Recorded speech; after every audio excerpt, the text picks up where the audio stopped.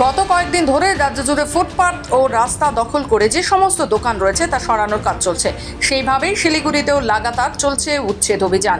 সোমবার শিলিগুড়ির হিলকোর্ট রোডে ফুটপাত দখল মুক্ত করতে অভিযানে নামল শিলিগুড়ি পুর নিগম ও পুলিশ প্রশাসন।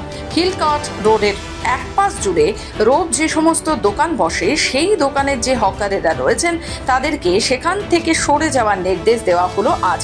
তবে হকারদের দাবি আগে থেকে কোনো নোটিশ না দিয়েই উচ্ছেদ করা হচ্ছে। আগে কিছুই জানতেন না? সেটা জানতেন না। কতটা অসুবিধায় পড়ছেন আপনি? আগামী দিনে কি করবেন বলে ভাবছেন? মানে আবারও কি বসবেন? হ্যাঁ, আবার দেখি কি বলে আমাদের।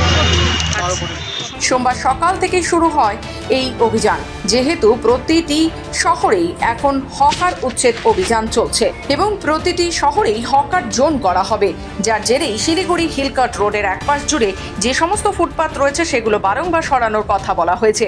অবশেষে এদিন ট্রাফিক পুলিশ সহ শিলিগুড়ি পুর নিগমের কর্মীদের যৌথ উদ্যোগে উপস্থিতিতে হিলকোর্ট রোডের ফুটপাত দখল মুক্ত করার কাজ শুরু হয়। শিলিগুড়ি থেকে নিজস্ব প্রতিনিধি রিপোর্ট, খবর বাংলা।